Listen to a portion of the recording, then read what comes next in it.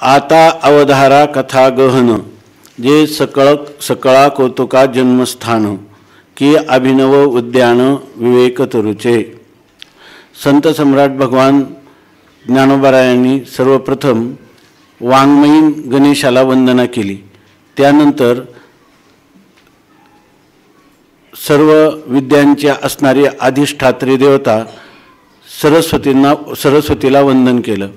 त्यानंतर या ठिकाणी श्रीगुरूंना वंदना केली आणि या श्रीगुरूंची वंदना झाल्यानंतर आता ज्या ग्रंथातील ज्या महाभारत नावाचा जो विशालकाय ग्रंथ आहे किंवा इतिहास रूपाने व्यासांच्या लेखणीतून अवतीर्ण झालेला ज्याला पंचम वेद असं म्हणतात, त्या महाभारताचं महात्म्य आणि त्याचं स्वरूप या ठिकाणी वर्णन करतात। आता हा सर्व विषय महाभारत या ग्रंथाचं वर्णन करणार आहे, कारण महाभारताच्या भीष्म पर्वांतर्गतच ह्या गीतेचा समावेश आहे। तेव्हा आता महाभारताचं वर्णन केलं की मी त्याच्या अंतर्गत असणाऱ्या गीतेचं महत्त्व सांगणार। तर हे उपोद्घात आहे, हा ह्या गीतेचा माऊलींनी केलेला उपोद्घात आहे। त्याच्यात मंगलाचरण आणि मंगलाचरणानंतर श्रीगुरु वंदना, श्रीगुरूंचं आध्यात्मिक जीवनामध्ये शिष्याच्या आध्यात्मिक जीवनामध्ये असणारं एक अलौकिक असं आणि अत्यावश्यक असं त्याचं जे स्थान आहे ते अनुभवानी माऊलींनी या ठिकाणी वर्णन केलं। आणि आता महाभारताचं वर्णन सांगतात। आता अवधारा कथा गहन असं सांगतात। आता म्हणजे यानंतर, म्हणजे ही गुरुवंदना, सरस्वती वंदना आणि गणेश वंदना या झाल्यानंतर आता यापुढं आता यानंतर ग्रंथाला आरंभ होत आहे। तर त्याच्यामध्ये आणखी वर्णन करायचं ते गहन कथा अवधारा, म्हणजे याचा अर्थ अत्यंत गंभीर उदात्त अशा अशी जी कथा म्हणजे केन प्रकारेनं, आपण कथा शब्दाचा अर्थ आहे केन प्रकारेनं, म्हणजे मनुष्य जीवनामध्ये अध्यात्मामध्ये प्रवेश आणि अध्यात्म साधनेची फलश्रुतीपर्यंत प्रवास करून देणारा असा हा ग्रंथ आहे। म्हणून याला कथा केन प्रकारेनं, कोणत्या प्रकाराने मनुष्य धर्म अर्थ काम मोक्ष किंवा परमपुरुषार्थ मोक्ष कसा मिळू शकेल याचा पूर्णपणे परिपूर्ण विचार ज्या ग्रंथामध्ये झालेला आहे अशी ही महाभारताची कथा आहे। ती आता अवधारा कथा गहन, याच्यातून महाभारताकडे आपली दृष्टिकोन ही गहन किंवा गंभीर कथा आहे असा असला पाहिजे, म्हणून सांगतात गहन कथा। परंतु गहन कथा कशी आहे, जे सकळा कौतुका जन्मस्थान, सगळं म्हणजे जे कौतुक अद्भुतता आश्चर्य, त्या आश्चर्याची जन्मस्थान म्हणजे जन्मभूमी आहे। म्हणजे हा ग्रंथ पाहायला लागलं की एकापेक्षा एक आश्चर्य वाटलं, पुढचं पाहिलं का ते त्याच्यापेक्षा जास्त आश्चर्यकारकता वाटते। ह्या ग्रंथामध्ये अनेक आश्चर्य, त्यापैकी सहज जाता जाता म्हटलं तर पंचभ्रतार द्रौपदी ते सती हे एक आश्चर्य की नाही, की या ठिकाणी द्रौपदी ही साध्वी पतिव्रत आहे की जिच्यासाठी भगवान देखील आपलं सर्व समर्पण करतो आणि तिला मागं पुढं उभा आहे सांभाळितं असं तिचं जीवनचरित्र आहे। आणि पाहिलं तर पंचपती आणि ती द्रौपदी ही सती सांगितली जाते। हिचं सतीत्व कसं सिद्ध होतं हे ऐकायचं झालं तर ही कथा गहन आहे आणि सकळा कौतुका जन्मस्थान। असे महाभारतामध्ये अनेक प्रकारचे इतिहास आलेले। महाभारत हा इतिहास म्हटला जातो। इतिहास शब्दाचा अर्थ असं, हे असं घडलं, ज्या गोष्टी जशा घडल्या तशा महाभारतामध्ये त्या ठिकाणी उद्धृत केलेले आहेत।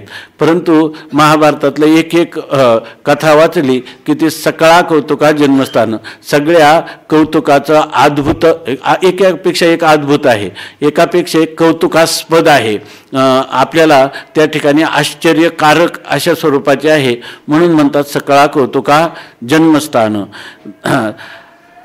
की अभिनव उद्यान विवेक तरुचे, आणि हे म्हणतात त्या ग्रंथापासून तुम्हाला जीवनात काय प्राप्त होणार तर विवेक प्राप्त होणार। विवेक प्राप्त होणार म्हणजे विचार पृथक करणे, याच्यामध्ये आपल्याला निवाडा करण्याचं शिकणार। कोणता निवाडा? विवेक म्हणजे पृथक्करण करणं, विश्लेषण करणं, ॲनालिसिस करणं। तर ते कशाचं ॲनालिसिस? सार काय आहे आणि आसार काय आहे, ग्राह्य काय आहे आणि त्याज्य काय आहे, नित्य काय आहे आणि अनित्य काय आहे, सत्य काय आहे आणि मिथ्या काय आहे, ह्या विवेकाचा निवाडा याच्यामध्ये होणार. तर याच्यामध्ये महाभारतामध्ये असणारा विवेक म्हणजे विवेक तरू, विवेकरूपी एक वृक्ष आहे. आणि ते केवळ विवेकरूपी एकच वृक्ष नाही याच्यात, तर ते म्हणतात अभिनव उद्यान. या ठिकाणी हे अभिनव म्हणजे अपूर्व असणारं उद्यान किंवा बगीचा आहे. कशाचा? विवेकरूपी वृक्ष. म्हणजे याच्यामध्ये अनेक प्रकारच्या वृक्षांनी संकीर्ण अशा प्रकारचं ही बाग नाही. तर ह्या बागेमध्ये सर्व कोणते आहेत? सर्व सुचारू रूपाने लावलेले असे विवेकरूपी तरुणची ही अपूर्व बाग आहे. अपूर्व का म्हणतात की या ठिकाणी अभिनव का म्हणतात? तर अभिनव याचा अर्थ नित्य नूतन अशा प्रकारची बाग आहे. म्हणजे याच्यामध्ये आपल्याला नित्य नूतन अशा विवेकाची उपलब्धी होईल. म्हणजे आपल्याला सर्व प्रकारचा जो विवेक परमार्थ मार्गामध्ये पाहिजे विचार, त्या सगळ्या विचाराची दिशा आपल्याला येईल. इतकेच नाही, कोणतेही याच्यामध्ये नीतिशास्त्र, धर्मशास्त्र, अध्यात्मशास्त्र, कला, विद्या सगळ्यांची परिपुष्ट केलेलं असा हा ग्रंथ आहे. या 1.25 लाख श्लोकामधून व्यासांनी या ठिकाणी संपूर्ण वेदाचं जे सार आहे ते सार सांगितलेलं आहे. आणि याच्यामधून आपल्याला मिळेल काय महाभारताच्या चिंतनामधून? तर विवेक तरुची ही बाग आहे. आणि ती पुन्हा काय आहे? विवेक सांगणारे अनेक ग्रंथ आहे, पण हे अभिनव उद्यान आहे. याच्यामध्ये हे नित्य नूतन किंवा अपूर्व, जे अपूर्व त्याला म्हणतात की जे दुसरं कुठे मिळणार नाही ते ह्या महाभारतात मिळणार, अशा प्रकारची ही अपूर्व बाग आहे असं सांगतात. की अभिनव उद्यान विवेक तरुचे, ना तरी सर्व सुखांचे आधी जे प्रमेय महानिधी, नाना नवरस सुधाब्दी परिपूर्ण हे.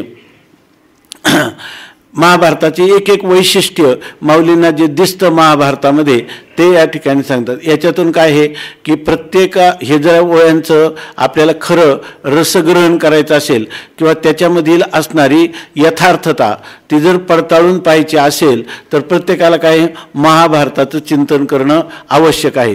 त्याच्याशिवाय ते इतक्या थोड्या वयामध्ये सगळ्या महाभारतांचं थोड्या काय महाभारतासंबंधाने माऊलींनी या ठिकाणी एक पर्वचा दिलेला आहे की महाभारतातले विषय काय काय आहेत. ते विषय जोपर्यंत आपण वाचणार नाही तोपर्यंत फक्त वयांचा सरळ अर्थ करणार. खरा संपूर्ण महाभारताचं वाचन झाल्यानंतर ज्ञानोबारायांची महाभारताविषयक असणारी दृष्टी, ती दृष्टी या ठिकाणी कथन केलेली आहे. माऊली सांगतात ना तरी सर्व सुखांचे आधी जे प्रमेय महानिधी, नाना नवरस सुधाब्दी परिपूर्ण हे. ते सांगतात सर्व ना तरी म्हणजे अथवा सर्व सुखांचे आधी म्हणजे सर्व सुखांचं आद्य कारण याच्यामध्ये आहे. सर्व सुखांच्या आधी याचे 2 अर्थ करता येतील. सर्व सुख म्हणजे जीवनामध्ये मिळणारी जी सर्व प्रकारची सुख म्हणजे भौतिक किंवा अलौकिक दिव्य असे जे विषय सुख आहेत ते सगळ्या विषय सुखांचं मूळ आधी मूळ कारण कोण आहे? तर मूळ कारण आहे परमात्मा. सर्व सुखांची आधी म्हणजे सर्व सुखांचं मूळ कारण कोण आहे? कारण काय आहे? मनुष्य जीवनात जेवढी जेवढी सुखं होतात त्या सगळ्या सुखांचं आद्य सुख किंवा मूलभूत सुख काय आहे? जीवनात जेवढा जेवढा आनंद येतो तेवढा तेवढा आनंद हा कोणाचा असतो? परमात्माचा आनंद रूप आहे. त्याच आनंदरूप परमात्म्याचीच अभिव्यक्ती विषयाच्या माध्यमातून होते. आणि आपल्याला असं वाटत असतं का हे जे सुख आहे हे सुख विषयांचं आहे. वास्तविक विषयात सुख नाही, सुख विषयांचं नाही. आपण नेहमी आता वेदांतामध्ये चिंतन करत असतो की आपल्याला जेव्हा कोणतंही सुख होतं ते सुख परमात्म्याचंच असतं, पण ते विषयाच्या द्वारा अभिव्यक्त होतं. म्हणून आपल्याला भ्रम होतो की हे सुख विषयात आहे, सुख विषयात नाही. ते सुख कसं होतं याविषयी सांगितलं की ज्या वेळेला आपल्याला अनुकूल विषयाची प्राप्ती होते त्यावेळेला चंचल असणारं मन थोडा वेळ स्थिर होतं आणि त्या स्थिर मनामध्ये आपल्या अंतःकरण वृत्तीचं अधिष्ठान असणारं सच्चिदानंद ब्रह्म, त्या ब्रह्माचं प्रतिबिंब पडतं. आणि त्या सुखाचं पडलेलं जे प्रतिबिंब आहे त्या प्रतिबिंब पडलं की अनुकूल विषयाची प्राप्ती, अंतःकरणाची स्थिरता आणि आत्मानंदाचं भान हे युगपत एकाच वेळेला होत असल्यामुळं आपल्याला असं वाटतं की हे आत्मानंदाचं भान आहे असं कळत नाही. आपल्याला वाटतं की हे विषयाचा आनंद आहे, आत्मानंद आहे असं जीवाला कळत नाही. यासाठी श्रीगुरु चरणाजवळ ही गोष्ट जर आपण समजावून घेतली तर सगळा कोणताही होणारा आनंद हे परमात्म्याचंच स्वरूप आहे आणि दुःख हे मायेचं स्वरूप आहे. जेवढं जेवढं दुःख आहे तेवढं मायेचं आहे आणि आनंद जेवढा तेवढा परमात्म्याचा आहे. मग परमात्म्याचा जो आनंद आहे तो विषयाच्या माध्यमातून घेण्यापेक्षा निर्विषय असणारा स्वतःसिद्ध सहज आनंद तोच आपल्या जीवनामध्ये उपलब्ध व्हावा हे महाभारतामध्ये आपल्याला शिकायला मिळतं. जे सर्व सुखांचे आधी, सर्व सुखांचं आद्य कारण किंवा मूलभूत स्रोत असणारा जो परमात्मा, तो परमात्मा या महाभारताच्या चिंतनातून आपल्याला त्यांनी त्याचं यथार्थ स्वरूप समजावून सांगतात. म्हणून सर्व सुखांची आदी म्हणजे सर्व सुखांचं आद्य कारण मूलभूत स्रोत हा परमात्माच आहे असं या ग्रंथामध्ये प्रतिपादन केलेलं आहे. बरं, या ग्रंथामध्ये केवळ एकाच विषयाचं चिंतन आहे असं नाही. जे प्रमेय महानिधी, प्रमेय म्हणजे सिद्धांत आणि सिद्धांताचा असणारा महान असा निधी म्हणजे भांडार किंवा खजिना आहे. म्हणजे याच्यामध्ये सर्व स्मृतीमध्ये असलेली सारभूत प्रमेय किंवा वेदामध्ये असणारे सारभूत सिद्धांत, पुराणांमध्ये असणारे सारभूत सिद्धांत, काव्य, नाटक हे जे काही वाङ्मय आहे ह्या सगळ्या वाङ्मयाचे सारभूत सिद्धांताचा खजिना हा आहे. इतकंच नाही, याच्यामध्ये नीतिशास्त्र, धर्मशास्त्र किंवा व्यवहारशास्त्र हे सुद्धा याच्यामध्ये महाभारताचं चिंतन करणारा मनुष्य या सर्वांमध्ये अत्यंत कुशल अशा निष्णात असा सर्व सिद्धांताचा जणू काही खजिना किंवा भांडार हे आहे. म्हणून म्हणतात की जे प्रमेय महानिधी, महान अशा प्रकारचा एकाच ग्रंथामध्ये हा सर्व सिद्धांतांचा समूह एकवटून या ठिकाणी आलेला आहे. त्यांनी लिहिलं की ऋषींनी जेव्हा महाभारत निर्माण झालं तेव्हा आपण म्हणतो ना भारतो पंचमहा वेदाः, पंचमो वेदाः. महाभारताला 5वा वेद म्हणतात. कारण त्या ऋषीमुनींनी काय केलं, जेव्हा हे 1.25 लाख भारत व्यासांनी लिहिलं तेव्हा ऋषींनी एका पारड्यामध्ये वेद घातला आणि एका पारड्यामध्ये महाभारत ठेवलं. तर महाभारताचं पारडं जड झालं आणि ते खाली गेलं. याच्यावरून महाभारताला पंचम वेद असं म्हणतात. म्हणून म्हणतात की जे प्रमेय महानिधी. आता सिद्धांताचा खजिना जरी असला तरी सुद्धा माणसाला तो समजून घ्यायला त्या ठिकाणी काहीतरी आनंद वाटला पाहिजे. नाही तर आपण म्हणतो ना, व्रताचरणे कर्कशे आणि विवेक श्रवणे खरपुसे आणि करिता जाती वापसे बुद्ध्याधिकांचे, असंच आहे ना. करिता जाती भोकसे बुद्ध्याधिकांचे. या ठिकाणी बुद्ध्याधिकांचे वाभाडे निघतात आणि त्याच्यामध्ये अत्यंत वृक्ष वाटतं. ब्रह्म सत्यम जगन मिथ्या जीवो ब्रह्मैव नापरहा. हे संपूर्ण धडधडीत जगत दिसत असताना त्याला मिथ्या म्हणायचं. कुठेही न दिसणाऱ्या ब्रह्माला सद्वस्तू म्हणून, आत्मा म्हणून अंगीकार करायचा आणि त्या जीवात सगळा भेद दिसत असताना जीव आणि ब्रह्माचे ऐक्य हे शिकत असताना मनुष्याला जीवनामध्ये भरपूर वृक्षता येते, कठोर अशा प्रकारचे श्रम येतात. त्याच्यामध्ये हे नुसतं बौद्धिक पातळीवर समजून घेत असताना त्याला सगळ्या प्रकारच्या आनंदाला पारखं व्हावं लागतं. जीवनामध्ये एक प्रकारची वृक्षता त्याच्यामध्ये निर्माण होईल. परंतु हे जर उपनिषदाधिकांचं चिंतन केलं तर उपनिषदांचं चिंतन तर सरळ लक्षात येत नाही, परंतु त्याच्यावर असणारं भाष्य, त्याच्यावर असणारी वार्तिकं ह्या सगळ्या गोष्टी आपल्या लक्षात येत नाही आणि तेही पुन्हा श्रीगुरूंच्या मुखातून आपल्याला निष्प्रतिबंध त्याचं श्रवण होईल, मनन होईल हेही सांगता येत नाही. त्यामुळे हे वाङ्मय हे अत्यंत कठीण किंवा दुरूह अशा स्वरूपाचं होऊन बसतं. परंतु ह्या महाभारत म्हणतात हे एक प्रमेयाचे सिद्धांत आहेत, पण ते कळून घेताना बुद्धीला फार श्रम होत नाही, अगदी सहज त्या ठिकाणी. उलट त्याच्यामध्ये काय म्हणतात, नवरस सुधाब्धी परिपूर्ण हे. आता म्हणतात हा काय आहे, नवरस सुधा अब्धी.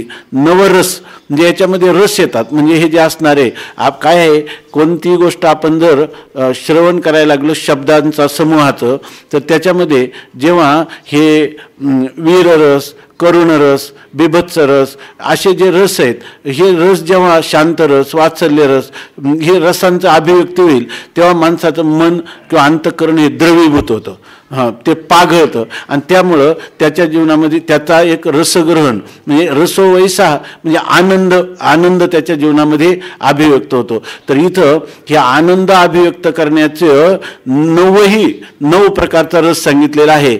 समजा वीर रस, करुण रस, तर ते नवरस हेच कोणी अमृत आणि या अमृताचा अब्धी म्हणजे समुद्र आहे. म्हणून महाभारताला त्यांनी याचा अर्थ काय आहे की हे विषय आपण श्रवण करीत असताना किंवा त्याचं चिंतन मनन करत असताना अंतःकरणामध्ये नवरसाची अभिव्यक्ती होते. आणि नवरसाची म्हणजे हे थोडक्यात नाही तर नवरसांचा समुद्र आहे. म्हणून माऊली सुद्धा ह्या महाभारतातली ही सगळी कला माऊलींना महाभारताचं आकलन झालं असल्यामुळं माऊली गुरुकडे प्रार्थना करताना सुद्धा म्हणतात की महाभारतासारखाच नवरसी भरवी सागरू, मांडवी उच्चित रत्नाचे आगरू आणि भावार्थाचे गिरीवरू निफजवी माये. अशा प्रकारचं हा नवरस सुद्धा म्हणजे याच्यामध्ये काय आहे, रसमय अशा प्रकारचा ग्रंथ आहे. बरं, जर रस असले तर साहित्यामध्ये जे नवरस आहेत म्हणजे काव्यादिकांमध्ये तर हे फक्त रसाचीच अभिव्यक्ती होते.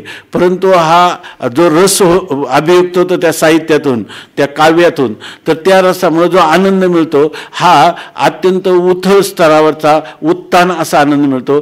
त्याच्यामध्ये गांभीर्य जे आहे ते गांभीर्य नाही किंवा तो जो आनंद आहे तो शाश्वत राहत नाही. ज्यावेळेला आपल्याला जो रस अभिव्यक्त झाला तो रस म्हणजे एक अंतःकरणाची तदाकार झालेली वृत्तीच असते. ती वृत्ती थोडा वेळ राहते आणि तिचं आलंबन एकदा गेलं, आलंबन विभाव किंवा तिचा स्थायी भाव किंवा अनुभव हे जेव्हा निवृत्त होतं तेव्हा लगेच तो एक वेळ काव्य करणारा थोड्या वेळाने रडायला लागतो, थोड्या वेळाने उदासीन निराशतेला प्राप्त होतो. असं होतं. केवळ साहित्यातले जे ग्रंथ आहे ज्याच्यामध्ये काव्य आणि आपलं रस आणि अलंकार यांच्याद्वारा जे काही मनोरंजनात्मक किंवा ज्याला विनोद म्हणतात की कालो गच्छती काव्यशास्त्र विनोदेन कालो गच्छती धीमताम, की काव्यशास्त्राच्या विनोदाने आनंदात बुद्धिमान लोकांचा काल जातो. परंतु त्यांना जे काही आनंद काले आपण जे आनंदाने करायला पाहिजे ते त्याच्यामध्ये नित्य आनंदच येईल असं काही सांगता येत नाही आणि तो आनंद काही शाश्वत राहत नाही. पण महाभारतामध्ये जे रसांचं अवतरण झालंय तो सगळ्या नवरसांचा समुद्र आणि तो कसा आहे, अमृत समुद्र आहे. त्यांनी काय लिहिलं की नवरस सुधा म्हणजे अमृत, नवरस रूपी अमृत जे आहे हे अमृताचा समुद्र आहे. समुद्र हा अथांग आहे. त्या समुद्र हा कधी किती मोठ्या नद्या त्याच्यामध्ये मिळाल्या तरी तो वाढत नाही आणि जरी केवढाही मोठा दुष्काळ पडला तरी तो आटत नाही. असा कारण का, परिपूर्ण समुद्र काय ते दुसऱ्या अध्यायामध्ये आपूर्यमानमचल प्रतिष्ठम समुद्रमापः प्रविशन्ति यद्वत् तद्वत् कामायम प्रविशन्ति सर्वे स शांतिमाप्नोति न कामकामी. या ठिकाणी या कामना करणाऱ्या पुरुषांना जसं कधी शांतता मिळत नाही तसं केवळ आत्माधिष्ठाना वाचून जे केवळ रसाची अभिव्यक्ती करणाऱ्या शब्दाचे प्रभू आहेत त्यांना हे अविनाशी किंवा शाश्वत सुख ते केवढे मोठे साहित्यिक असेल तर मिळत नाही. पण महाभारत हे अशा प्रकारचं साहित्य आहे की याच्यामध्ये हा नवरस अभिव्यक्ती करणं म्हणजे नवरस रूपी अमृताचा हा सागर आहे आणि तो सागर पुन्हा काय आहे, परिपूर्ण आहे. बाकीच्यांच्यामध्ये केवळ कुठं रसांची अभिव्यक्ती झालेली आहे, त्याच्यामध्ये काही रसांची झाली काही नाही. काहींचे अनुभव किंवा विभाव सांगता आले तर त्याच्या ठिकाणी काही व्यभिचारी भाव आहेत त्यांचं कथन केलेलं नाही. पण याच्यामध्ये हा जो महाभारत आहे या ग्रंथामध्ये परिपूर्ण नवरसाची अभिव्यक्ती झालेली आहे. म्हणजे कुठेही त्याची उणीव किंवा त्रुटी राहिलेली नाही. किंवा हे नवरस सुधाब्दी हे खरं परमात्म तत्व आहे आणि तेच परिपूर्ण आहे. तेव्हा परिपूर्ण म्हणजे परितापूर्ण म्हणजे ज्याला म्हणतात ना आरंभाला, मध्याला आणि परिसमाप्तीला ज्याच्यामध्ये केवळ आनंदच आनंद अभिव्यक्त होईल त्या आनंदात तो परिपूर्ण आहे. म्हणजे दुःख संबंध रहित अशा प्रकारचा आनंद म्हणजे आध्यात्मिक आनंद, त्या आध्यात्मिक आनंदाला रसमय परिपूर्ण रीतीनं अभिव्यक्त करणारं असं हे महाभारत नावाचा ग्रंथ आहे, असं माऊली तोंड भरून या ग्रंथाचं वर्णन करतात. की परमधाम प्रगट असं सांगतात की शिवाजी महाराजांचं जीवन इतकं उन्नत कसं झालं, इतकं वीररसाचं त्यांचं जेवढी अभिव्यक्ती शिवाजी महाराजांच्या जीवनचरित्रात दिसते, याचं कारण काय आहे की जिजाबाईंनी ते कोण दादूजी कोंडदेव त्यांच्याकडून संपूर्ण महाभारत आणि रामायण शिवाजी महाराजांना अत्यंत बालवयातच शिकवलं होतं. आपल्या परंपरेत पूर्वीपासून लहान मुलांना ज्या गोष्टी सांगायच्या त्याच्यामधूनच त्यांना महाभारताचा रामायणाचा परिचय होऊन जायचा किंवा काही पुराणांचा, आपल्या इष्टदेवतेचा. त्यामुळे ते लहानपणामध्येच सगळ्यांना हे बाळकडून मिळत होतं आणि त्यामुळे सहजच एक संस्कृतीचा स्तर तो उच्च कोटीचा इथं सहज होता की जो आता प्रयत्न करून अनेक शिबिरं घेऊन सप्ताह करून होत नाही, तो आपल्या घरातच दिला जात होता. आणि त्याचं कारण काय असेल तर आपल्याकडं रामायण आणि महाभारत हे दोन महत्त्वाच्या ग्रंथाचं घरोघर त्या ठिकाणी पठण पाठन किंवा त्याचं कथन हे होत होतं. नाना नवरस सुधाब्दी परिपूर्ण हे की परमधाम प्रगट सर्व विद्यांचे मूळपीठ शास्त्रदाता वसवट आशेषांचे. माऊलींना महाभारताचं रसग्रहण करतात. महाभारताचं रसग्रहण करून आपल्याला थोडक्यात एक महाभारत रूपी ग्रंथाची एक व्यक्तिरेखा या ठिकाणी स्पष्ट करतात किंवा व्यक्त करतात. सांगतात परमधाम प्रगट. परमधाम कशाला म्हणतात तर परमधाम या शब्दाचा अर्थ परब्रह्म वस्तू किंवा धाम शब्दाचा अर्थ प्रकाशमान. परम म्हणजे परम प्रकाशमान म्हणजे स्वयंप्रकाश असणारी जी ब्रह्मवस्तू तिला म्हणतात परमधाम. आणि ते कसे परमधाम तर प्रगट म्हणजे याचा अर्थ परमात्मा वस्तू या ग्रंथामध्ये प्रगट म्हणजे अभिव्यक्त झालेली आहे की त्या परमात्मा वस्तूचा आपल्याला करतळावरील वाटोळा डोलत देखिजे आवळा तैसे ज्ञान आम्ही डोळा दाविले तुझं. आपल्याला अध्यात्म ज्ञान किंवा परमात्मा साक्षात्कार हा तळ हातावरच्या आवळ्या इतका स्पष्ट ह्या भारत ग्रंथातून दिसेल. म्हणून म्हणतात की हे परमधाम प्रगट, हे प्रगट असणारं स्पष्ट असणारं स्पष्ट प्रगट रूपाने अभिव्यक्त झालेलं हे परमधाम आहे म्हणजे परमात्मा वस्तू आहे. सर्व विद्या म्हणजे ह्या ग्रंथाचं अध्ययन केल्यानंतर आपल्याला आपली आत्मवस्तू स्पष्टपणे प्रतीतीला येईल. म्हणून हे परमधाम प्रगट. सर्व विद्यांचे मूळपीठ. आता सर्व प्रकारच्या ज्या विद्या आहेत म्हणजे या ठिकाणी वेदविद्या असो, अर्थशास्त्र असो किंवा नीतिशास्त्र असो, साहित्यशास्त्र असो, ज्या काही विद्येचे जेवढे विभाग असतील 14 विद्या, तर त्या सगळ्या विद्यांचं असणारं मूळपीठ म्हणजे मूळ उगमस्थान हा ग्रंथ आहे. म्हणजे याचा अर्थ काय आहे, व्यावहारिक आपलं जीवन जगत असताना जेवढ्या म्हणून विद्या आहेत त्या सगळ्या विद्यांचं उगमस्थान मूलभूत स्थान हे महाभारत ग्रंथ आहे. याचा अर्थ महाभारत ग्रंथामध्ये सर्व प्रकारच्या विद्यांना, कलांना, कौशल्याला स्थान दिलेलं आहे आणि त्या तशा प्रकारच्या वर्णनही किंवा तशा कलांनी संपन्न असणाऱ्या पुरुषाचा गौरव किंवा जीवनचरित्र या ग्रंथामध्ये आलेले आहेत. म्हणजे या ग्रंथाच्या अध्ययनाने मनुष्य व्यवहारातही निष्णात होईल आणि ब्रह्मविद्येतही निष्णात होईल, साहित्यातही निष्णात होईल. एखादा केवळ रसिक असला तर त्याला रसांचं शिक्षण याच्यातून मिळेल. एखाद्याला अलंकाराचं जर दर्शन करायचं असेल तर त्या अलंकाराचंही दर्शन ह्या महाभारत ग्रंथामध्ये होईल. म्हणून म्हणतात परमधाम प्रगट सर्व विद्यांचे मूळपीठ शास्त्रदाता वसवट आशेषांचे. आशेषा शास्त्रदातांचे वसवट. आशेष म्हणजे संपूर्ण, जे संपूर्ण म्हणून जेवढे शास्त्रजात म्हणजे जेवढे ज्या प्रकारचे म्हणजे दर्शनशास्त्र असो तुमचे किंवा आता सांगितल्याप्रमाणे नीतिशास्त्र असो किंवा अध्यात्मशास्त्र असो, धर्मशास्त्र असो, दर्शनशास्त्र असो, या सगळ्या शास्त्रांचं जो काही समन्वय आहे, सामंजस्य आहे, ते खऱ्या अर्थाने मानवी जीवनात कसं करावं. आता एवढे अथांग शास्त्र आहेत आणि त्या शास्त्रांचं जर आपल्याला किती अध्ययन केलं, पण कोणत्या वेळेला त्या अध्ययनाचा किंवा त्या शास्त्राचा कसा उपयोग करायचा हे जर आपल्याला समजलं नाही तर आपल्याला शास्त्र शिकूनही तत किम अशी स्थिती होते. पण महाभारताचं अध्ययन करणाऱ्या पुरुषाला त्याच्या दृष्टीनं ज्ञानोबाराय सांगतात की अशेष म्हणजे संपूर्ण एकही शिल्लक ठेवायचं नाही. जेवढी म्हणून शास्त्र असतील त्याचं सगळ्यांचं वसवट म्हणजे आश्रयस्थान किंवा उगमस्थान जर कोणतं असेल तर ते महाभारत आहे. आणखी पुढे सांगतात महाभारताचं एक एक वैशिष्ट्य सांगत असताना म्हणतात, ना तरी सकळ धर्मांचे माहेर, सज्जनांचे जिव्हार, लावण्य रत्न भांडार शारदेचे. ना तरी अथवा असं तरी म्हणायचं झालं ना, हे महाभारत कोणाला उपयोगी आहे तर सकळ धर्मांचे माहेर. ज्या मनुष्याला धर्मानुष्ठान करायचं त्या धर्मानुष्ठानामध्ये सगळे धर्म आहेत, म्हणजे आश्रम धर्म आहे, वर्ण धर्म आहे या ठिकाणी, तर त्या वर्णाश्रम धर्माचं सुद्धा हे माहेरघर आहे. म्हणजे याचा अर्थ काय, आणि कोणत्या सकळ धर्मांचे माहेर, सगळे धर्म.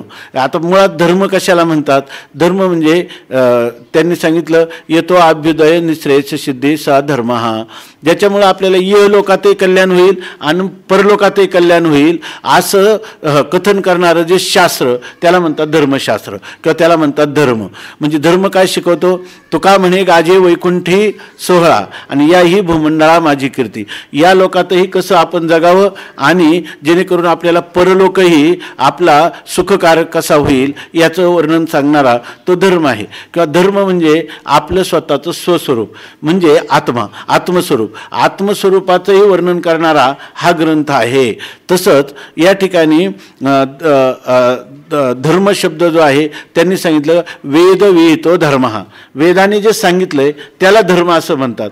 मग याच्यामध्ये वेदविहित आचार कसा असावा, विचार कशा असाव्या, भावना कशा कराव्या याविषयीचं सर्व वेदाने जे निरूपण केलं ते सगळ्या धर्मांचं माहेरघर म्हणजे आहे. म्हणजे आपल्याला इहलोकातलं परलोकातलं कल्याण आणि मोक्षापर्यंत जाण्याचा अध्यात्माचा प्रवास याचं सर्वांचं मार्गदर्शन या ग्रंथाचं केलेलं आहे आणि ते जणू काही त्याचं माहेरघर झालेलं आहे. सर्व त्याच्यामध्ये निरूपण केलेलं आहे. आणि हा ग्रंथ कोणाला विशेष आवडणार तर सज्जनांचे जिव्हार. आणि जे लोक सज्जन म्हणजे सन्मार्गाने जाण्याचा ज्या लोकांचा समुदाय आहे की त्यांना कोणते आपलं जे प्राप्तव्य आहे ते प्राप्त करायचं, पण कोणत्या मार्गाने करायचं, सन्मार्गाने करायचं असं ज्यांच्या जीवनात. म्हणजे आता हे आपण म्हणतो वेदाने सांगितलेला धर्म, ते वेदाने जो सांगितलेला आहे त्याला धर्म म्हणतात असं सांगितलं. पण जीवन सुखमय जगावं असं काही फक्त वैदिक सनातन परंपरेलाच वाटतं असं नाही, सगळ्या मानवांना ही इच्छा आहे. त्यामुळं पण ज्या मानवांना वाटतं की आपण कोणाला पीडा न करता, अपकार न करता, जर आपल्या जीवनामध्ये आपल्याला सुख तर मिळालं पाहिजे पण कोणाच्या मानेवर त्या ठिकाणी मानगूट पकडून किंवा दुसऱ्याला आघात करून नको, त्याला म्हणायचं सज्जन. आपलं सुखाची सिद्धी किंवा प्राप्ती करायची पण दुसऱ्याला कोणताही त्रास न देता, असं जर असे जे लोक आहेत असे सज्जनांचा जो समुदाय आहे त्यांना हा महाभारत ग्रंथ हा जिव्हार म्हणजे त्यांचं जीव प्राण अशा स्वरूपाचा आहे. आणि लावण्य रत्न भांडार शारदेचे. आणि ते सांगतात हे करण्यासाठी या ग्रंथामध्ये जी सरस्वती आहे ती सरस्वती व्यासांची प्रतिभेमध्ये ती स्वतःहून जणू काही व्यासांची हे करत आहे, सेवा करत आहे. अशा प्रकारचं याच्यामध्ये म्हणजे अत्यंत प्रतिभा संपन्न असणारे जे व्यास आहेत त्यांच्या बुद्धीतून ही प्रगट झाली. म्हणून आपण काय म्हणतो ते नमन आहे महाभारताचं, नाही दुसरं महाभारताचं नमन करतात ते वंदे देवीं सरस्वती नारायणं नमस्कृत्य नरंचैव नरोत्तमं देवीं सरस्वतीं व्यासं ततो जयमुदीरयेत असं त्याचं आपण मंगलाचरणच करतो, इतकं ह्या ग्रंथाला महत्त्व प्राप्त झाले. ह्या ग्रंथामध्ये कोणी नुसता भावनेचा उत्कर्ष झाला आणि आपल्या बुद्धीचा उपयोग न करता एखादं प्रमेय मांडलं किंवा एखादा सिद्धांत भावनाभरात सांगितला किंवा आपल्याला भावणारा सांगितला असं नाही. या ठिकाणी शारदेचे म्हणजे सरस्वती जी बुद्धीची अधिष्ठात्री देवता तिच्या साह्याने ह्या महाभारतातलं व्यासांच्या प्रतिपेतून झालेलं एक एक स्फुरण आहे. म्हणून म्हणतात बरं ते एक एक म्हणजे एकच नाही तर लावण्य रत्न भांडार. लावण्य म्हणजे सौंदर्य आणि त्या सौंदर्य रूपी रत्नांचा रत्न भांडार म्हणजे खजिना आहे. म्हणजे ते अत्यंत मधुर भाषेतून ते अवतीर्ण झालेलं आहे. आणि अशा अनेक म्हणजे ह्या सरस्वतीच्या अनुग्रहाने व्यासांच्या प्रतिभेतून अनेक सौंदर्यमय अशा रत्नांचा खजिना म्हणजे जणू काय हे महाभारत आहे. म्हणजे याचा अर्थ काय, कितीही बुद्धिवादी मनुष्य असला तरीसुद्धा महाभारतातला प्रत्येक सिद्धांत हा अत्यंत जीवनोपयोगीच आहे. त्याच्यामध्ये कोणतीही त्रुटी किंवा कोणत्याही समाज जीवनाला विघातक असा एकही विचार या ठिकाणी उद्भूत झालेला नाही. याचं कारण काय असेल तर लावण्य रत्न भांडार शारदेचे, अधिष्ठात्री देवता विद्येचे तिनं हे प्रत्येक गोष्ट जी आहे तिच्या साह्याने ह्या महाभारतामध्ये ह्या शब्दांचं अभिव्यक्ती झालेली आहे. असे याच्यामधले शब्द आहेत. आणि ते कसे सौंदर्य माधुर्य यांनी युक्त आहेत. म्हणजे त्याचं वाचन करतानाही मनुष्याला आनंद वाटेल आणि त्याच्यापासून जे काही त्याचा आचार करायचा म्हटला तरी त्याच्या जीवनात उत्थान करणार आनंदपूर्वक उत्थानाचा विचार या ग्रंथामध्ये प्राप्त होईल. आता असं सांगतात नाना कथारूपे भारती प्रगडती असे त्रिजगती आविष्करोनी महामती व्यासाची. नाना किंवा नाना म्हणजे एवढंच नाही तर असा एक अर्थ किंवा नाना शब्दाचा सरळ अर्थ आहे अथवा. काही ज्ञानेश्वरीमध्ये ना असं करून त्यांनी वेगळं केलेलं आहे. असं नाही, केवळ आम्ही जेवढं वर्णन केलं एवढंच पुरं नाही तर कथारूपे भारती म्हणजे सरस्वती.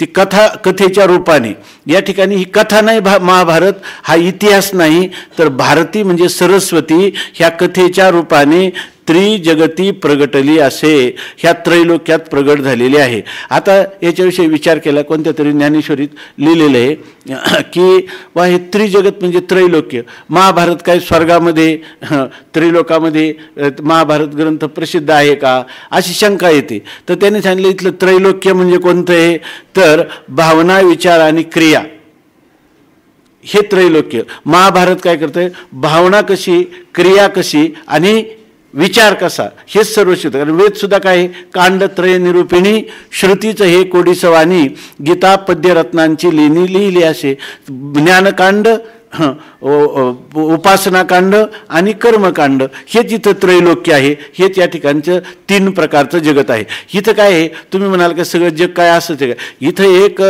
या ठिकाणी ज्यांचं शास्त्र संस्काराने सुसंस्कृत अंतकरण आहे त्यांच्यासाठी हा ग्रंथ आहे. म्हणून या ठिकाणी त्रिजगती याचा अर्थ केला कथारूपे भारती. कथेचं स्वरूप आहे परंतु त्या कथेच्या रूपाने कोण आहे भारती म्हणजे सरस्वती ही त्रिजगती प्रगटली असे. म्हणजे मानव मात्राच्या उद्धाराच्या उपायाबद्दल म्हणजे कोणते भावनेतून त्याचा कसा उद्धार होईल भावनेच्या माध्यमातून क्रियेच्या कर्माच्या माध्यमातून भावनेच्या म्हणजे उपासनेच्या माध्यमातून आणि ज्ञानाच्या म्हणजे विचाराच्या माध्यमातून त्याचा कसा उद्धार होईल याच्यासाठी ही भारती सरस्वती प्रगटली असे. ही सरस्वती ह्या महाभारतामध्ये कथेच्या रूपाने प्रगट झालेली आहे. आणि त्यासाठी तिला एक पाहिजे होतं काय स्थान पाहिजे होतं. ते स्थान कोणतं तर ते म्हणतात तिला कोण स्थान मिळालं नमोस्तुते व्यास विशाल बुद्धे. खरोखर विशाल प्रतिभा संपन्न असणारे तपस्वी महामुनी. आज जर आपण गेलो त्या व्यास गुंफेमध्ये त्या हिमालयामध्ये व्यासगुंफाच आहे ना ती पुढं तर तिथं आजही किती दुर्गम वाटतं आहे की नाही. त्या कधी अनादी काळात व्यासांनी हे सगळं वाङ्मय आणि चिंतन ज्या ठिकाणी केलं, त्यांची प्रतिभा काय असेल आणि त्यांची तपस्या किती असेल, म्हणून योग्य माध्यम मिळायला पाहिजे. तेव्हा माध्यम मिळालं व्यासांचं. आणि म्हणून आविष्करोणी महामती व्यासांचे. व्यासांना विशेषण कोण दिलं? महान आहे मती, म्हणजे बुद्धी ज्यांची. आणि त्याच्यामध्ये ती काय झाली? आविष्करोणी का आविष्कारोणी असा पण काही काही ठिकाणी पाठ आहे, पण आविष्करोणी हा पाठ ठीक वाटतो. त्या ठिकाणी आविष्करोणी म्हणजे त्याच्यामध्ये अभिव्यक्त होऊन, म्हणून व्यासांच्या बुद्धीमध्ये ती प्रगट झाली. आता हा ग्रंथ काय साधारण गोष्ट आहे का की 1.25 लाख श्लोक लिहिले. व्यास आपल्याला इतिहास माहीत आहे की ज्या वेळेला ते लिहिण्याला प्रगट हे हा ग्रंथ इतक्या वेगाने लिहायचा कसा, म्हणून ह्या लिहिलाय कोणी? गणेशांनी लिहिला आणि सांगितला कोणी?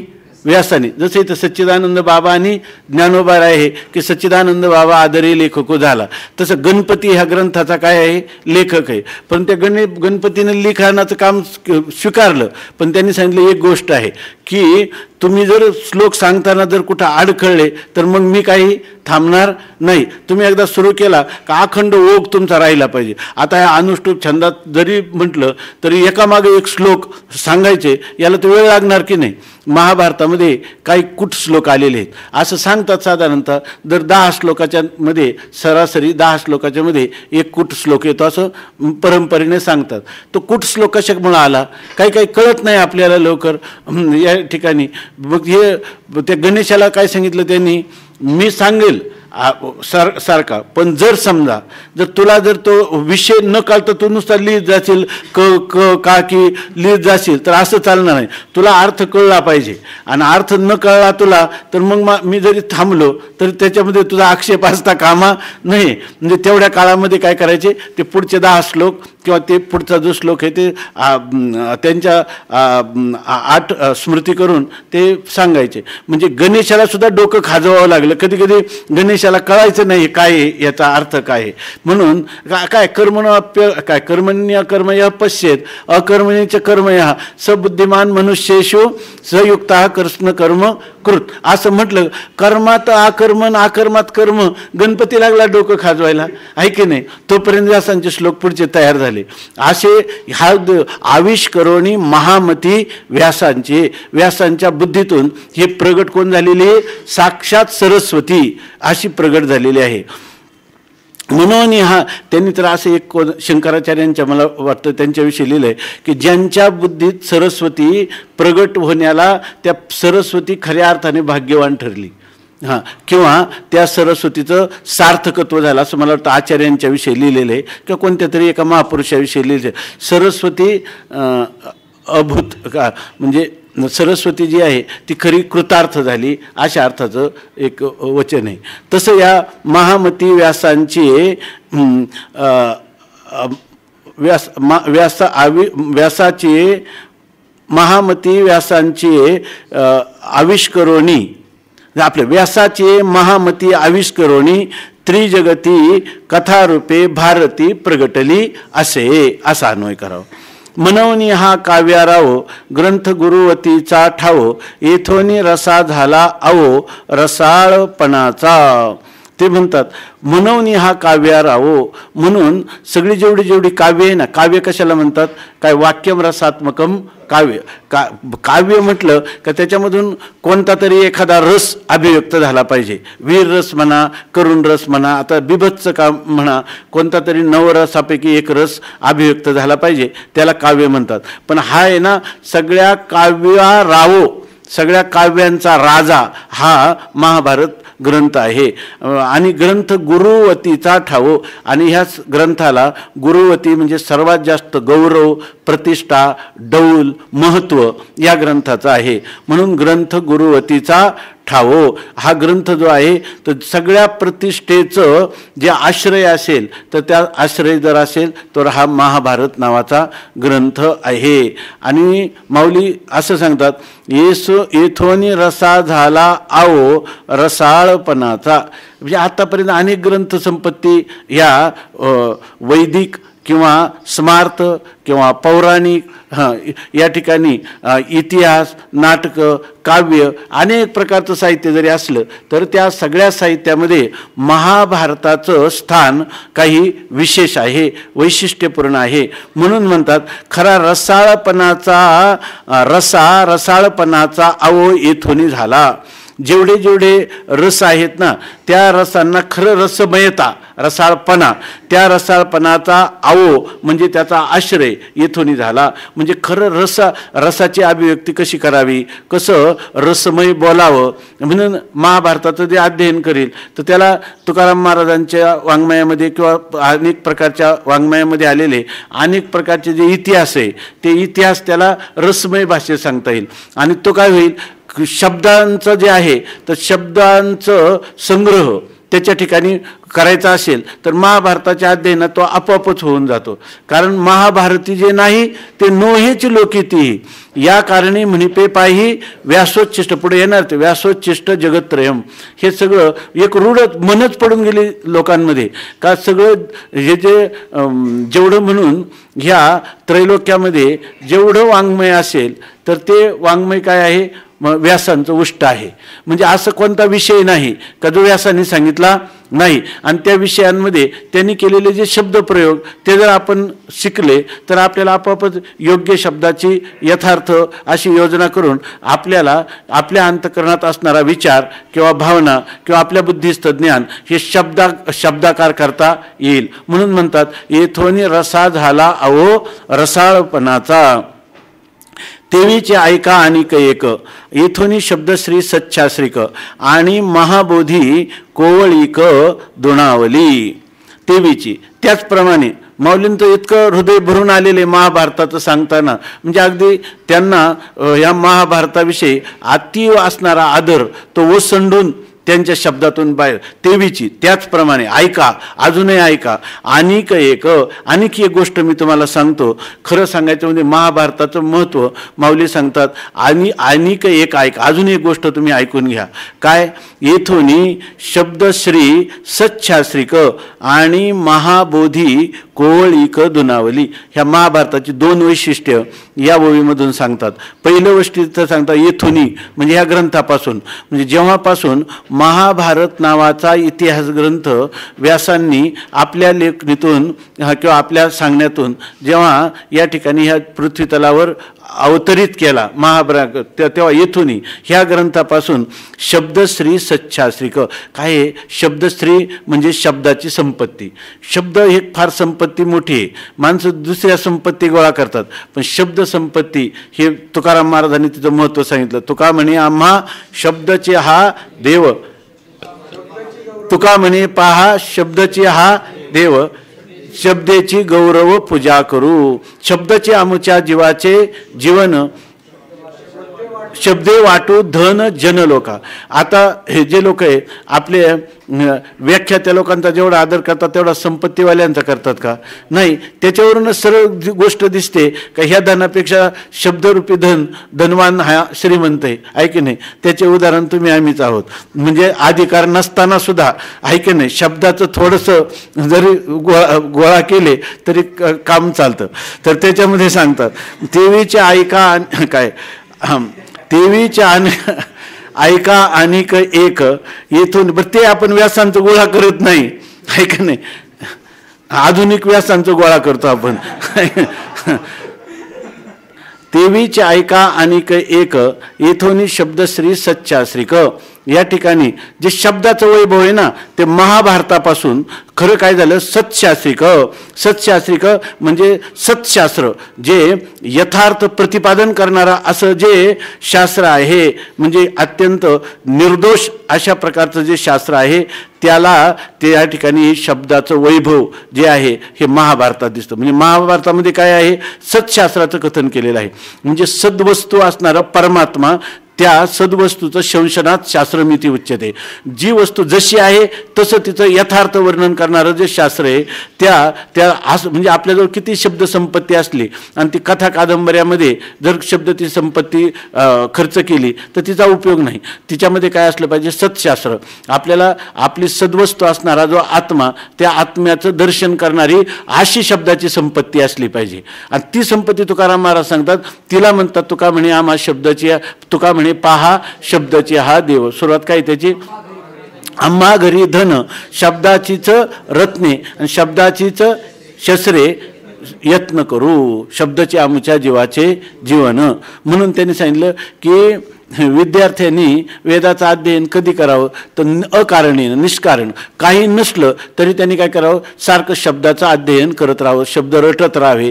हीच त्याची काय आहे, सेवा आहे. इतकंच नाही, याच्यामध्ये ईश्वर सेवेचा देखील, गुरु सेवेचा देखील अंतर्भाव होतो. इतकं हे वैदिक सनातनी परंपरा या शब्दाचं जतन करीत आल्यात. म्हणून आजपर्यंत हा वेद जसा दाता यथा पूर्वम अकल्पयत, आज शब्दरूपाने वैदिकांच्या पुढं जसाच्या तसा निर्दोष रीतीने आहे. म्हणून म्हणतात येथोनी शब्दश्री सच्चाश्रिक. येथोनी म्हणजे या महाभारतापासून शब्दाचं वैभव आहे ना, ते सत्शास्त्राला धरून आहे. म्हणजे शास्त्रीय शब्दांचा प्रयोग आणि शब्दांचा प्रयोग तो शास्त्रार्थ करण्यासाठी किंवा बुद्धीवर आरूढ करण्यासाठीच झालेला आहे. आणि एवढ्यापर्यंतच थांबलं नाही. हे काय मनोरंजनाचं किंवा आता सांगितल्याप्रमाणे काय काव्यशास्त्र विनोदेन कालो गच्छती धीमतान. बुद्धिमान लोकांचा काळ जातं, कवी वगैरे. हे आता आपले ते जगन्नाथ महाराज, त्यांना कॅन्सर झाला आणि नंतर मग त्यांनी काय केलं, आता बोलता येण्याचं बंद झालं, पुन्हा शरीरही वार्धक्याला आलं. दररोज कीर्तन प्रवचन करायचे, आता फिरणंही थांबलं. मग आता काय करायचं, मग त्यांनी काय केलं की सगळी प्रस्थांतरही ओळीबद्ध काव्यात्मक लिहिली, ऐकी नाही. त्याचं काय, त्यांना मग विचारलं तुम्हाला महाराज कशाला आता तुम्ही एवढे श्रम घेता, ते म्हणे माझा काळ कसा जायचा. म्हणून त्यांचं काव्यशास्त्र विनोदेनं कालो गच्छती धीमताम. बुद्धिमान लोकांचा काळ जो आहे तर त्यांनी ते आलंबन केलं आणि त्याप्रमाणे केलं. इथं महाभारतामध्ये केवळ कालयापन नाही, काळयापन तर म्हणतात शब्दशी सच्छाश्रिक महाबोधी कोवळीक दुनावली. महाभारतामध्ये काय आहे, महाबोध म्हणजे ब्रह्मबोध. आणि त्या ब्रह्मबोधाचं चिंतन करणारा, ब्रह्मविद्येचं निरूपण करणारा आणि ब्रह्मविद्येच्या सत्शास्त्राच्या अनुसरून असे शब्द प्रयोग करणारा हा ग्रंथ आहे, बरोबर ना. म्हणजे महाबोध म्हणजे ब्रह्मज्ञान करून देणारा हा ग्रंथ आहे. परंतु ब्रह्मबोधा असला मग दुसरे काय ब्रह्मबोधाचे ग्रंथ उपलब्ध नाही का. परंतु महाबोधी कोवळीक दुनावली, याच्या ठिकाणी बोध करायचं म्हणजे आपण काय म्हणतो आहे ना, की हा ब्रह्मज्ञान प्राप्त करून घेणं किती कठीण आहे. हा तिथं झाले दुसरे ते ज्या तया जया ज्ञाना लागी गगनगिळिताती अंगी गगनगिळिताती योगी स्वर्गाचे आडवंगी उमरडोनी वेदतरुच्या पाना वेदतरुच्या पानवानी हिंडताती. किती श्रमाचं काम आहे हे. ज्ञान काय सोपं आहे का. बहुनाम जन्मनाम म्हणते ज्ञानवान माम प्रपद्यते. तयाची आरतीची भोगीचं विषयी तेजिले संत जया लागी विरक्त वनवासी. हे ब्रह्मचर्यादी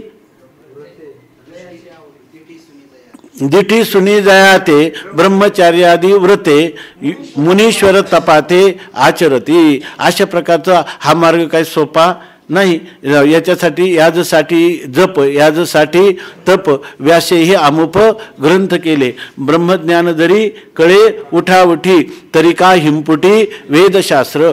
शास्त्राचे भांडण तपतीर्थाटन उर्वीचे भ्रमण याजसाठी जप, याजसाठी तप, व्यासे हे अमुप ग्रंथ केले. तुका म्हणे याजसाठी संत पाये हे सेवावे तरीच तरावे. तुका म्हणे हा मार्ग काय आहे, अत्यंत कठीण अशा प्रकारचा मार्ग. दुसरे एक ओळ आहेत काय की हा मार्ग म्हणजे अत्यंत काटेरी वृक्षातून जाण्यासारखा हा ज्ञानाचा मार्ग आहे. हा किंवा एक क्षुरस्य धारा निशिता दुरत्यया दुर्गम पथस्तत कवयो वदंती, अशा प्रकारचा हा मार्ग आहे. आणि पण महाभारतामध्ये हा जो महाबोध आहे, ब्रह्मबोध आहे, हा ब्रह्मबोध कसा होतं म्हणतात, त्या ठिकाणी अत्यंत वृक्ष रीतीनं होत नाही, अत्यंत कष्टकारक होत नाही. ब्रह्मज्ञान तर होतं, पण त्याच्यामध्ये कोवळीक म्हणजे मृदुता, हृदयंगमता त्याच्यामध्ये आहे. मऊ सहज ऐकत असताना सुद्धा ह्या जसं ज्ञानेश्वर महाराजांनी याचंच अनुसरण केले, ह्याच पदाचं, ह्याच महाभारताच्या व्यासांच्या रीतीचं. म्हणून माऊली काय म्हणतात की या ठिकाणी तुम्हाला श्रवणामध्येच ऐकतानाच तुम्हाला ब्रह्मबोध होईल, असा आनंद तुम्हाला मिळेल. आहो आळुमाळ अवधान द्यावे, येतुलेनी आनंदाचे राशीवरी बैसावे, बाप श्रवणेंद्रिया दैवे घातली माळ, असं माऊली वर्णन करतात. तैसा मनाचा मारू न करिता, इंद्रिया दुःख न देता, येथे मोक्ष असे आईता श्रवणाची माझी. अशा प्रकाराने ह्या ग्रंथाची निवृत्ती. का महाबोध आहे, ब्रह्मबोध तुम्हाला होईल, पण कोवळीक दुनावली, ती अत्यंत मृदुता आहे. पण ती मृदुता मग तुम्ही म्हणाल उपनिषदांमध्ये सुद्धा किती माधुर्य वाटतं, ऐकी नाही, परंतु त्याच्यामध्ये कोवळीक जरी असेल ना, पार कोणते वेदांच्या माऊलीचं पुढं वेदाला सुद्धा तिथं वेद सुद्धा मुके झाले किंवा वेद सुद्धा वेडावले, स्तब्ध झाले. अशा प्रकारचे जेव्हा हे महाभारतातलं पाहिलं तर महाबोधामध्ये ही जी कोमलता, मृदू भाषेत सांगण्याची पद्धती ही दुनावली. म्हणजे ब्रह्मबोध, ब्रह्मज्ञान जे की वृक्ष आणि कठीण आहे ते सांगण्याच्या बाबतीत महाभारतामध्ये मृदुता, सुलभता, सुगमता ही दुनावली म्हणजे दुप्पट झालेली आहे. म्हणजे त्याच्यापेक्षा दुप्पट वाढून त्या ठिकाणी सहज रीतीनं महाभारतामध्ये ह्या महाबोधाचं, ब्रह्मबोधाचं प्रतिपादन आलेलं आहे. आता हे सगळं वाटलं आपल्या ज्ञानेश्वरीच्या अगोदर वाटतं की महाभारत आपण पाहिलं पाहिजे, आहे की नाही. इतकं ज्ञानेश्वर महाराजांनी समजा तुम्हाला नाही वाटत अजून, पण वाटलं पाहिजे, आहे की नाही.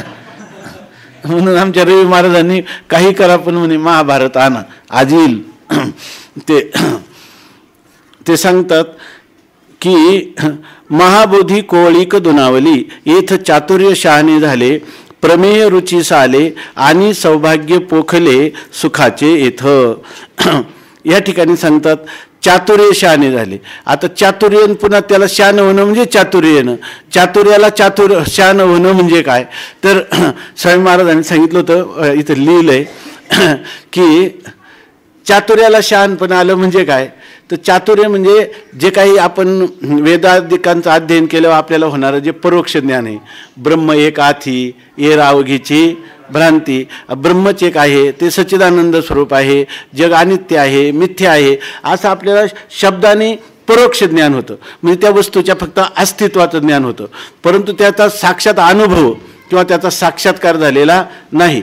म्हणजे हा ग्रंथ तुम्हाला परोक्ष ज्ञान करून देणार, नुसतं एक चातुर्य देणार असं नाही, त्या चातुर्याला शहाणं करणार, म्हणजे परोक्ष ज्ञानाचं पर्यवसान अपरोक्ष ज्ञानात करून देणार, साक्षात्कार करून देणं, याला म्हणायचं चातुर्य शहाणे झाले.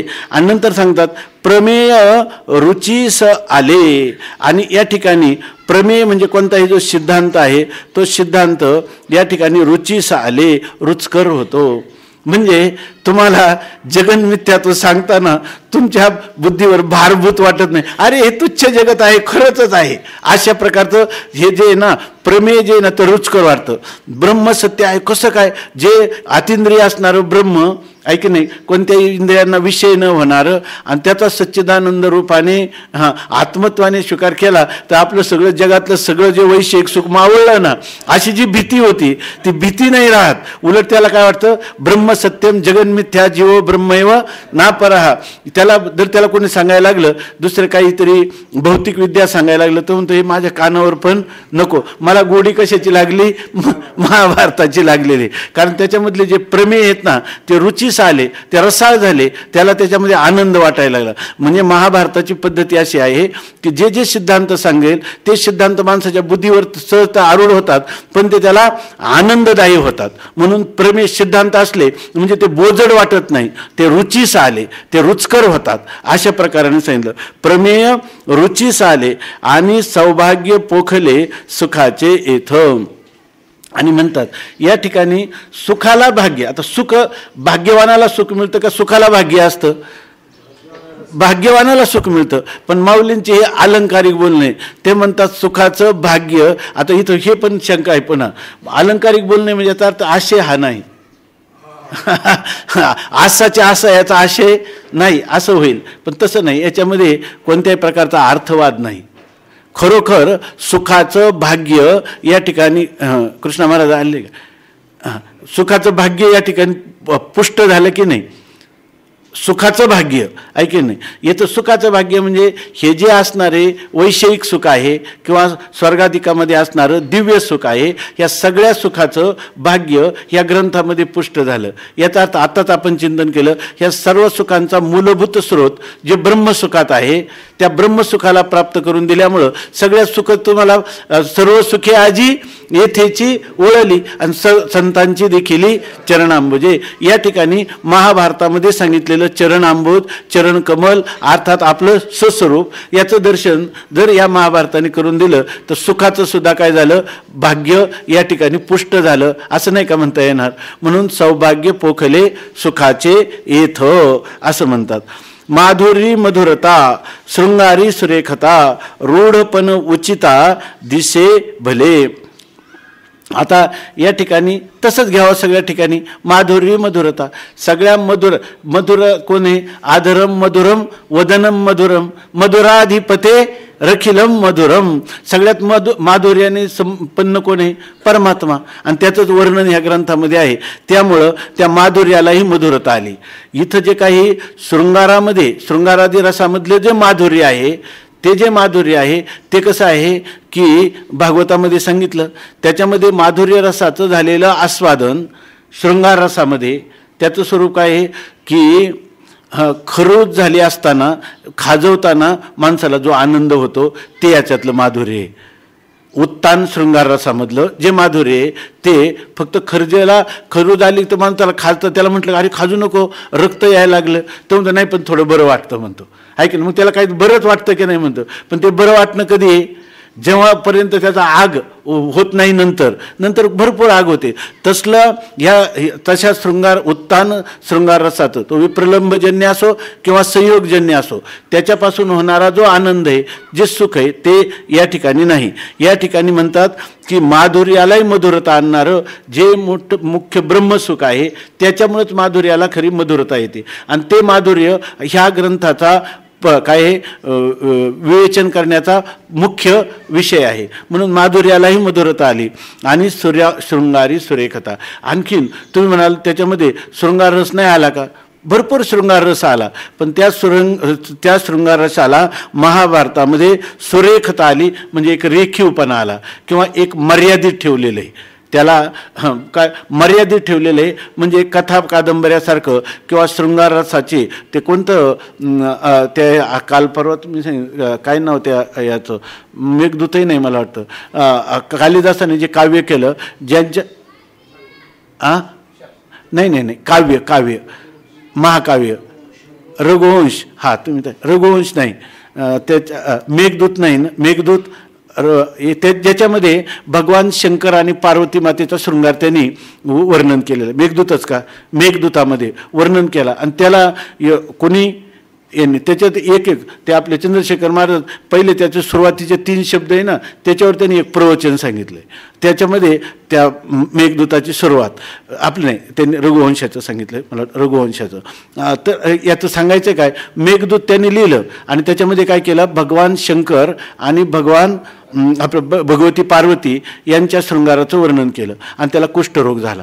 कारण संपूर्ण जगतहा पितरौ वंदे पार्वती परमेश्वरौ आणि त्यांचा शृंगार एका एकच बुद्धिमान माणसाने साहित्य शब्द आले म्हणून करायचा त्याला गलित कुष्ठ झालं. आता ते म्हणतो गलित कुष्ठाचं निवारण कसं करायचं. त्यावेळेला त्यांनी सांगितलं की आता मर्यादा पुरुषोत्तम भगवान रामचंद्राचं वर्णन कर तुझ्या वाचेने म्हणजे तुझं हे कुष्ठ जाईल. त्या कालिदासाने ते केलं आणि मग त्याचं कुष्ठ नष्ट झालं असं वर्णन करतात. त्यामुळं ह्या महाभारतामध्ये शृंगार आहे, पण शृंगार म्हणजे मेघदूतासारखा कालिदासाच्या नाही, तर त्याला मर्यादा ठेवलेली आहे. आणि त्यांनी शृंगारी सुरेखता, त्याला एक प्रकारची मर्यादा घालून तो शृंगार वर्णन केलेला आहे. आणि तो शृंगार कसा वर्णन केला की त्या शृंगाराच्या द्वारा, त्याच्यामध्ये शृंगारिक वर्णनाच्या द्वारा तुम्हाला त्या ठिकाणी रती हा जो त्याचा स्थायी भाव आहे, त्या स्थायी भावामुळं तुम्हाला जे काही शृंगारिक सौख्य आहे त्याची अभिव्यक्ती न होता त्याच्यातून वैराग्य निर्माण होईल अशा प्रकारे शब्दांची योजना केली. म्हणून शृंगारी सुरेखता आणि रूढपण उचिता दिसे भले. आणि ते म्हणतात जर तुम्हाला एखादी गोष्ट औचित्यपूर्ण अशी जर तुम्हाला सांगायची असेल तर एखादी गोष्ट उचित आहे पण ती प्रसिद्धीलाच येत नाही. जसे आपल्याकडं उचित कीर्तनकार प्रसिद्धीलाच येत नाही, तसे उचित अशा प्रकारचे जे सिद्धांत आहेत ते सिद्धांत कुठं प्रसिद्धच होत नाही. पण ते उचिता रूढपण त्यांना प्रसिद्धी आणि भले चांगल्या प्रकारची प्रसिद्धी, ह्या ठिकाणी उचित अशा सिद्धांताला चांगल्या प्रकारची प्रसिद्धी ह्या महाभारत ग्रंथाने दिलेली आहे. म्हणून म्हणतात रूढपण उचिता दिसले भले असा एक पाठ आहे आणि दिसे भले असा पण एक पाठ आहे.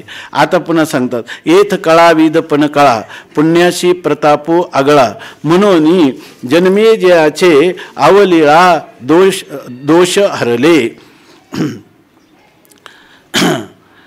इथं म्हणतात एथ कळा कळाविदपण म्हणजे ज्या जगामध्ये जेवढ्या कला, नैपुण्य, हुशारी जेवढी काय आहे, निष्णातता, त्या निष्णाततेला खरी निष्णातता कळाविदपण, त्या कळांना कलात्व, कुशलत्व हे कोणी दिलेलं आहे या ग्रंथामध्ये. म्हणजे कलेलाही कसं कुशलत्व द्यावं, त्या ठिकाणी त्या कलेला कशी प्रसिद्धी द्यावी, त्याला लोकाभिमुख कसं करावं, जनजीवनात तिचा प्रचार प्रसार करून तिला जगाच्या उत्थानासाठी त्या कलेचा कसा उपयोग करावा हे सगळं महाभारत शिकवतो. म्हणून म्हणतात की येथं काय कळाविदपण कळा आणि पुण्याशी प्रतापो आगळा. आता याच्यामध्ये पुण्याचा प्रताप आहे म्हणजे पुण्याचं एक प्रकारचं सामर्थ्य आहे. परंतु मग पुण्याचं सामर्थ्य आहेच ना, कोणतंही पुण्य केलं की त्याच्यामध्ये जितकं उत्कट पुण्य केलं असेल तसं तरतम भावाने तितकं सुख अभिव्यक्त होतं त्या कर्मकर्त्याला, असा सिद्धांत आहे. पण ते म्हणतात महाभारतामध्ये एवढ्यावरच नाही, असं सामान्य रूपाने जैसे ज्याचे कर्म तैसे फळ देतो ईश्वर, तर असा पुण्याचा काय आहे किंवा पापाचा प्रताप आहे. इथं पुण्याशी प्रतापो आगळा, इथं काय आगळा वेगळा असा ह्या पुण्याचा प्रताप आहे. म्हणजे आगळा आहे म्हणजे त्याच्यापेक्षा पुण्याचा प्रताप अधिक आहे, आधिक्य त्याला आहे. का बरं आधिक्य ह्या महाभारत ग्रंथात? हा महाभारत ग्रंथ इतका महत्त्वाचा आहे. त्यांनी सांगितलं याचा पुण्याचा प्रताप जर पाहायचा असला तर त्याचं उदाहरण म्हणून या ग्रंथाचं तुम्ही पाहा ना. जन्मे जयाचे अवलीळा दोष हरले, त्या जन्मेजय राजाचे जेवढे म्हणून दोष होते ते अवलीळा हरले. ते सहजच काही विशेष कष्ट न करता केवळ ह्या महाभारताचं श्रवण केलं आणि त्याने त्याचे सगळ्याच्या सगळ्या दोष निराकृत झाले, म्हणजे त्याचा एकही दोष राहिला नाही. म्हणजे केवळ ह्या ग्रंथाच्या श्रवणातच इतके मोठी महापातकं 18 ब्रह्महत्येची पातकं त्या जन्मेजय राजाची निवृत्त झाली. एवढा याचा काय आगळा प्रताप आहे. पुण्य म्हणजे ह्या महाभारत ग्रंथ श्रवण केला तर त्याच्यापासून उत्पन्न होणारं जे अदृष्ट किंवा पुण्य, त्याच्यापासून ब्रह्महत्येची आणि एका ब्राह्मणाची नाही 18 ब्रह्महत्येची पातकं 18 दिवसामध्ये त्या आपल्या 18 पर्वाचं महाभारत, जे 18 पर्वाचं भारत आहे ते एक पर्वाचं श्रवण झालं. जन्मेजय राजाला कोण सांगत होते ते वैशंपायन मुनी, आणि वैशंपायन मुनीने सांगितलं का एका पर्वामध्ये त्याचं एक ब्राह्मण उठून बसायचा, मेलेला ब्राह्मण. आता त्याचा बराच इतिहास आहे, मला किती सांगता येईल काय, थोडा धावता सांगतो म्हणजे ह्या ओळीचा अर्थ होईल. तर त्याच्यामध्ये त्यांनी सांगितलं की पहिल्यांदा अर्जुनाचा मुलगा अभिमन्यू, सांगता का सांगा किंवा मला सांगा मध्ये काही राहिलं तर. तर त्या अर्जुनाचा मुलगा अभिमन्यूचा मुलगा परीक्षिती राजाने त्या ठिकाणी त्या जे कोणते ऋषी ते त्यांच्या गळ्यात हार घातला शमीक ऋषीच्या गळ्यात हार घातला ना, कशाचा, सर्पाचा. आणि त्यामुळं त्यांचा मुलगा आला. त्या मुला कोण, शृंगी. आणि त्या शृंगीने त्यांना शाप दिला की ज्यांनी माझ्या वडिलांच्या गळ्यात हार घातला असेल तो 7व्या दिवशी तक्षक चावून मरण पावेल. तक्षक 7 दिवसात परीक्षितीचा उद्धार झाला खरा, पण परीक्षितीचा मुलगा कोण आहे, जन्मेजय. परीक्षिती गेल्यावर तो काय झाला, राजा. पण त्याच्या मनात राहिलं की ह्या तक्षकाने माझ्या वडिलांना दंश केला आणि त्यांना मरणाला सामोरं जावं लागलं. त्याच्या मनामध्ये त्याचा सूड उगवावा अशी सारखी इच्छा होती. म्हणून त्यांनी एक यज्ञ आरंभ केला आणि त्याच्यामध्ये तक्षकाची आहुती द्यायची असं ठरवलं. म्हणून त्यांनी त्या यज्ञामध्ये ब्राह्मण यज्ञ करीत असताना त्या ब्राह्मणांनी अशा प्रकारचे मंत्र उच्चारण केलं, परंतु तो काही हे येईना. तो तक्षक काही त्या ठिकाणी त्या तक्षकाची आहुती पडेना.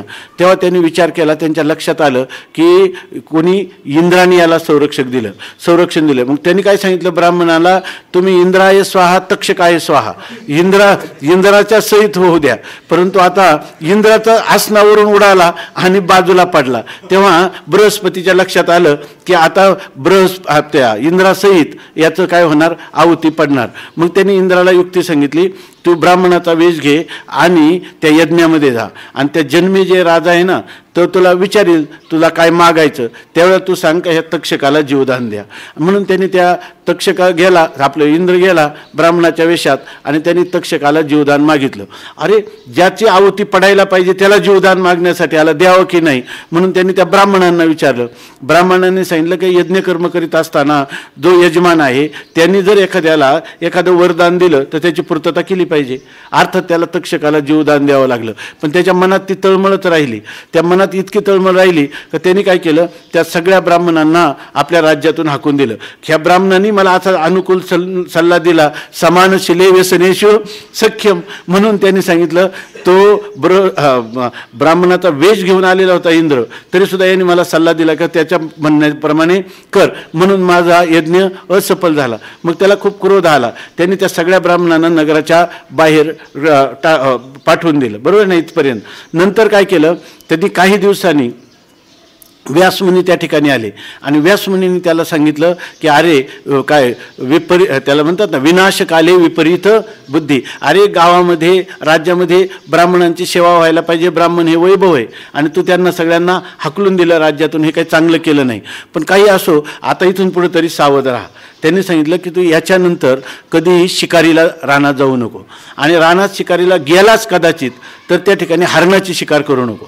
हरणाची शिकार केली तर त्याचं पोट फाडू नको आणि पोट फाडलं तर त्याच्यामध्ये निघणारे पेटी उघडू नको आणि पेटी उघडली तर त्याच्यात एखादी स्त्री जर दिसली तर त्या स्त्रीबरोबर विवाह करू नको. एवढं त्याला सर्व व्यासांनी सांगितलं. आणि योगायोगाने तो शिकारीला गेला, हरणाची शिकार केली, पेटी उघडली, स्त्री निघाली आणि तिच्याशी त्यांनी विवाह देखील केला. नंतर त्या स्त्रीच्या आज्ञेवरून त्यांनी एक नर याग सुरू केला, नरयाग, माणसाची आहुती देणारा याग. आणि ते याग त्यांनी आरंभ केला आणि त्या यागामध्ये काय झालं, पुढं नरयाग, त्या नरयाग त्यांनी आरंभ केला आणि मग ते ब्राह्मण मंत्र म्हणायला लागले. मग काय झालं की त्या ठिकाणी आता तर तक्षकाची आहुती होईल. मग त्यावेळेस सगळे जागे झाले. म्हणजे काय करा की यांचं मग तो इंद्र जो आहे तो महादेवाकडे गेला आणि भगवान शंकराला त्याने विचारलं. मग भगवान शंकराने आपल्या मोहिनी मायेने काय केलं, ते जे ब्राह्मण मंत्रोच्चारण करत होते ना त्या मोहिनी मायेच्या प्रभावाने ते सगळे मूर्छित झाले. आता हा राजा आपल्या राणीसह ज्या वेळेला गेला तिथं कुठं त्या यज्ञाजवळ, तर यज्ञाजवळ गेलं, हे सगळे ब्राह्मण झोपलेले, यांचं यज्ञकर्म बंद पडलेलं, यज्ञ विझून गेलेला. त्याला आला राग. त्यांनी त्यांना झोपलेल्यांच्यावर थंड पाण्याचे शिंतोडे उडवले आणि त्याच्यातून अतिशय शस्त्र निर्माण झाली आणि त्या सगळ्या ब्राह्मणाच्या एका ब्राह्मणाचे शेकडो तुकडे झाले, मग शतखंड. त्यामुळे त्याला अतिशय त्या ब्राह्मणांचा तर नाश झालाच झाला, परंतु त्याबरोबर ब्राह्मण हत्येचं त्याला पातक लागलं आणि त्यामुळे त्याला गलित कुष्ठ झाला. मग त्याने व्यासांचा धावा केला. मग व्यासमुनी आले आणि मग व्यासमुनीने त्याला सांगितलं आता याला एकच उपाय आहे, तो म्हणजे की मी लिहिलेलं जे महाभारत आहे ना, ह्या महाभारताच्या 18 पर्वांचं तू काय कर, श्रवण कर.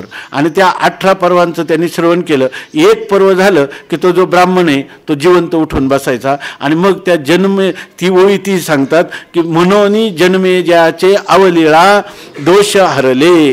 ही ओळी अशी आहे की येथ कळा विदपण कळा पुण्याशी प्रतापो आगळा म्हणून जन्मे ज्याचे आवले. बरं त्याला किती कष्ट करावे लागले? जेवढे कष्ट त्याला पाप करायला लागले तेवढे सुद्धा कष्ट त्याला पुण्याचं फल मिळायला लागले नाही. असा हा महाभारत ग्रंथ आहे. अजून थोडंसं वर्णन आहे. पुंडलिक वरदा हरी विठ्ठल श्री ज्ञानदेव तुकाराम ज्ञानी